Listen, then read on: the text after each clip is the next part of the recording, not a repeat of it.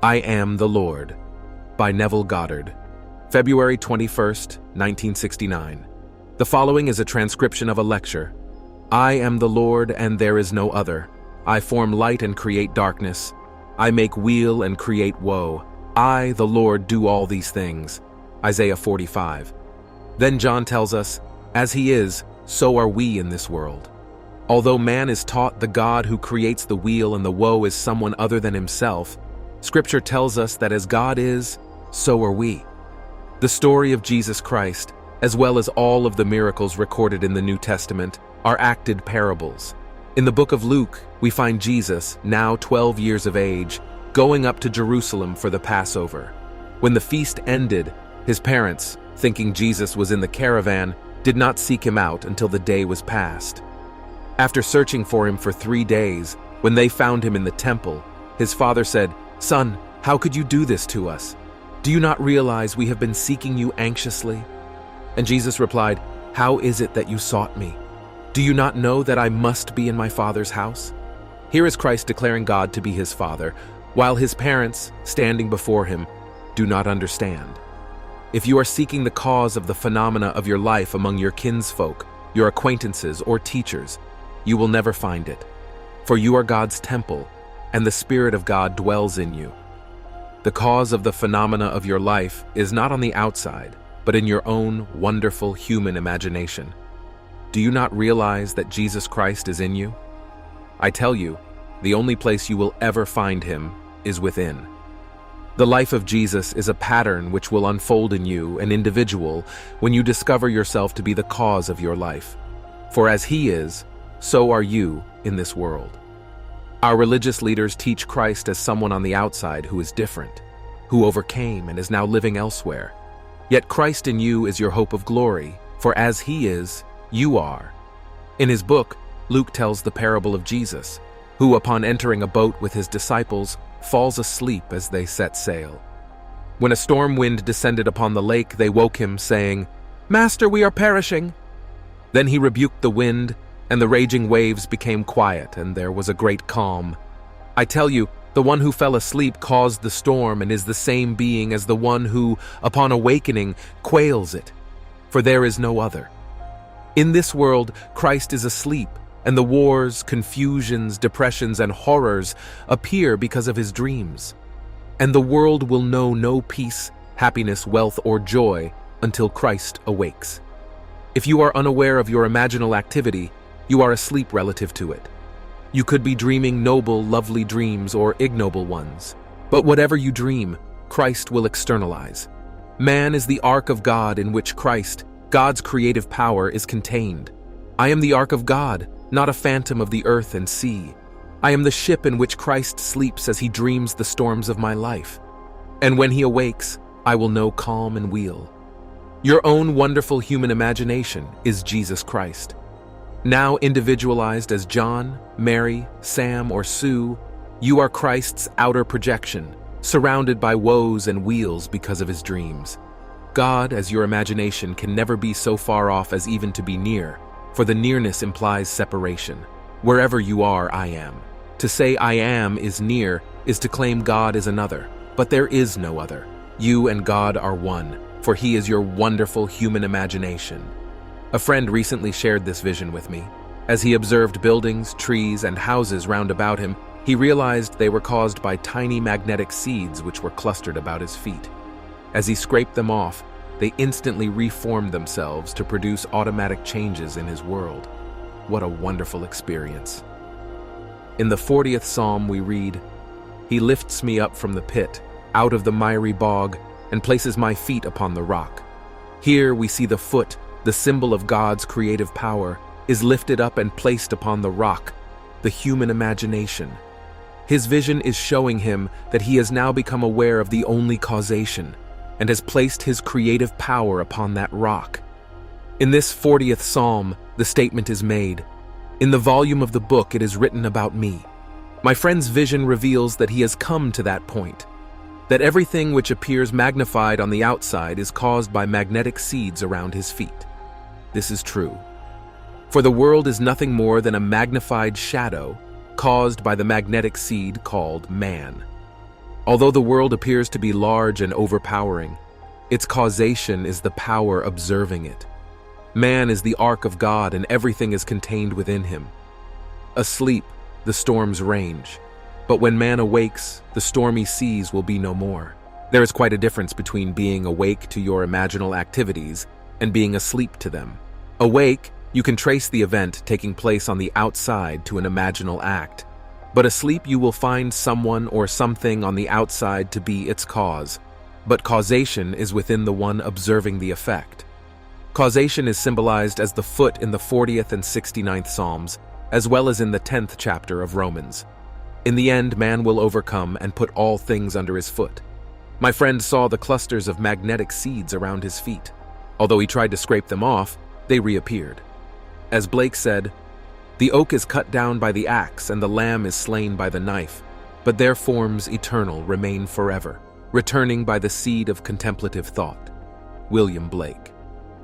Our world is the storm spoken of in the 8th chapter of Luke. Having entered our body, we have fallen asleep to our creative power. But when we discipline our mind, we quail the storms. The disciples of Scripture are disciplined aspects of the mind. Once your 5 senses are so disciplined, you see, hear, taste, touch, and smell only what you desire. Then you quail the storms of doubt and fear within you, for you know who you are. No longer will you seek the phenomena of life among your kinsfolk or acquaintances, for when you awaken, you find life in the temple. The world is always looking for new teachers on the outside, when there is nothing there but shadows. Christ is not another.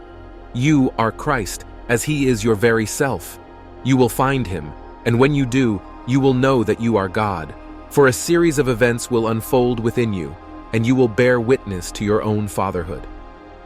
I have often thought that the doctrine of the Trinity should have been the doctrine of the being, for the Trinity is difficult for man to grasp. It's easier to speak of the doctrine of revealed Christianity as a unity than as a Trinity.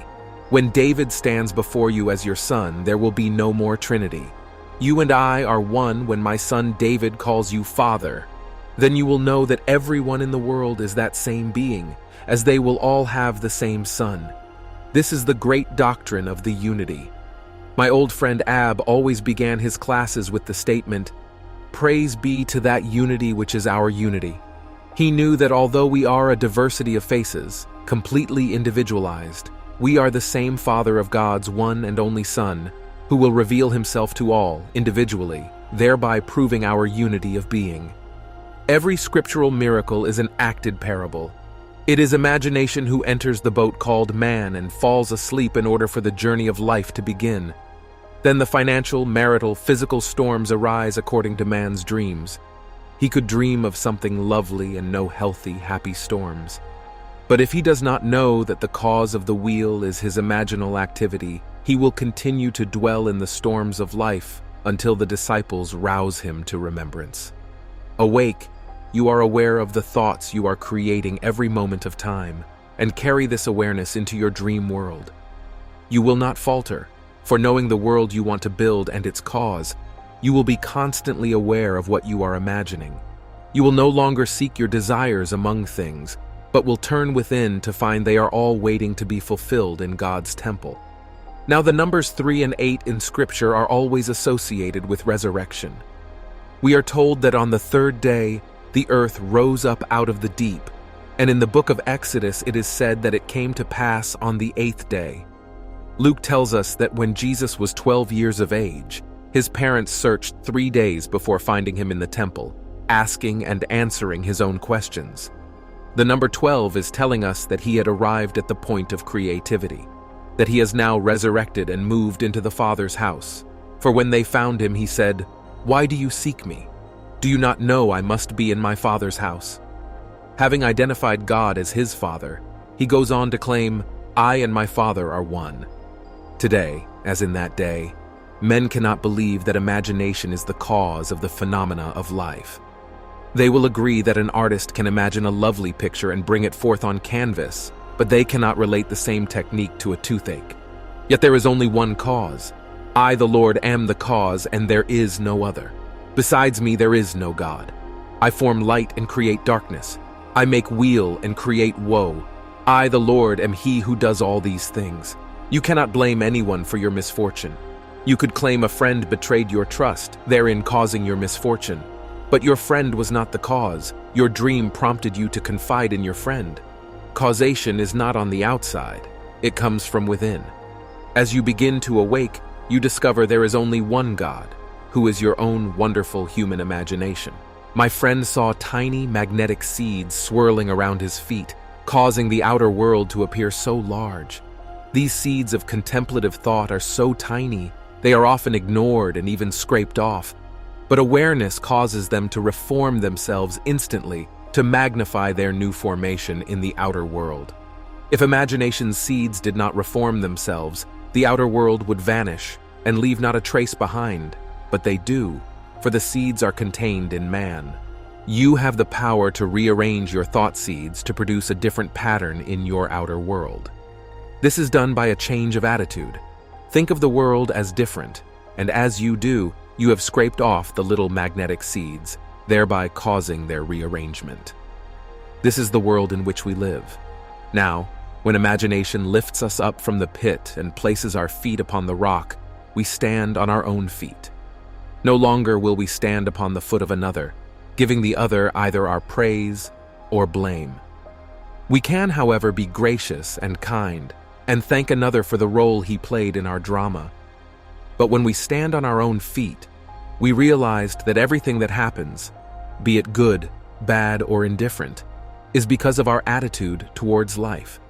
Every person, place, or thing is animated and rearranged from within, for as he is, so are we. A good Christian would call that statement blasphemy, yet I am quoting the first epistle, the 4th chapter of the book of John. As he is, so are we in this world.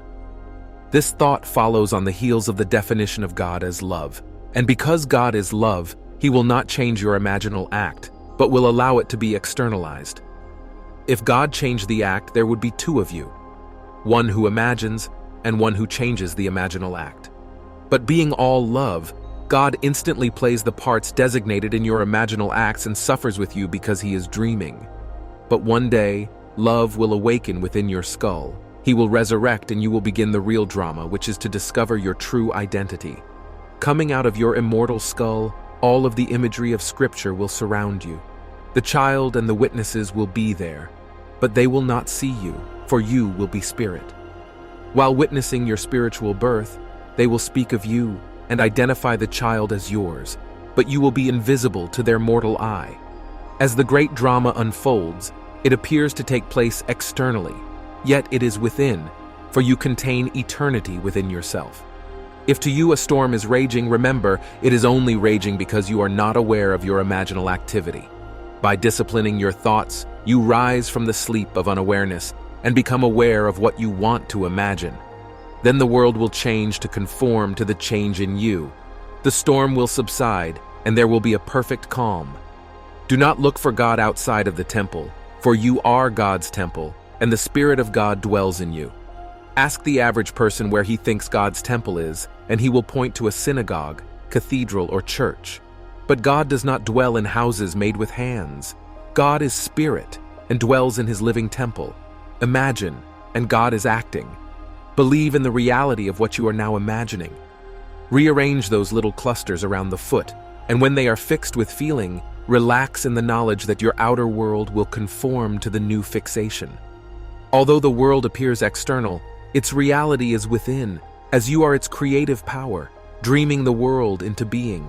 For you are an immortal being, wearing a garment of mortality. One day, you will awaken from this fantastic dream, to find yourself enhanced by having experienced the mystery of death. I ask you now to take the challenge and change your thinking, although I know it is not an easy thing to do. I have known those who so enjoy hating another that they do not want to change. They seem to receive a certain pleasure out of hating, and do not realize that they are only hating themselves. I remember a man in New York City during the Second World War who claimed he despised Roosevelt.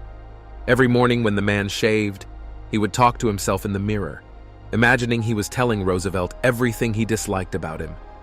The gentleman attended my meetings, and when I confronted him with his imaginal acts, he said, I pay $10 to see a Broadway show which does not give me the joy I receive during that 10 minutes in the morning.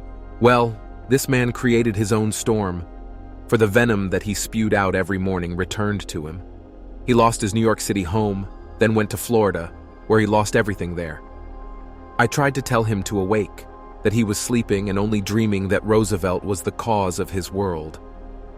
But he could not believe me. He came from a Germanic background and could not get over the fact that we were at war with Germany. He blamed Roosevelt, even though he knew Germany had declared war on us. He could not see the war as a bad dream, and he was confusing it, making the storm rage by the pleasure he received telling Roosevelt off as he shaved. It's entirely up to you what you think. If you want to hate someone, you can augment it through intensity and persistence. The same thing is true if you want to love someone, for your human imagination is the only God you will ever know, and He is in His temple. That temple you are. The parents, meaning tradition, sought Jesus on the outside, but when they found Him within, He said, "Do you not know that I must be in my Father's house?" But they could not understand. When I have told rabbis, preachers, and priests that I've seen David of biblical fame, they laugh. And when I go further and tell them that David called me Father in fulfillment of the 89th Psalm, which states, "I have found David, he has cried unto me, Thou art my Father, my God, and rock of my salvation," they stand silent, unable to make the Bible their biography. As long as you think the Bible is speaking of someone other than yourself, you will never understand it. The entire book, from beginning to end, is all about you individually. You are the one who will find David. It is you he will call my Father, my God, and the rock of my salvation. David will literally stand before you as a young man just coming into adolescence. It is the same David who cried out in the Old Testament, "You will not leave me in the pit, in the miry bog." And you do not. You awaken, and after 3 days you find him in the temple, and Scripture is fulfilled. I tell you, you are an immortal being whose autobiography is recorded in Scripture. Having inspired the prophets of the Old Testament, you came into the world to fulfill their words in the New. As the universally diffused individuality, Christ is housed in every child born of woman, bringing him into the world by meditating him into being. Take the story of my friends seriously. Think of your thoughts as magnetic seeds, invisible and miniature, and the world as bearing witness to their arrangement. And remember, all you need do is rearrange your power-filled thoughts, and you will produce a corresponding rearrangement in your outer world. Now let us go into the silence.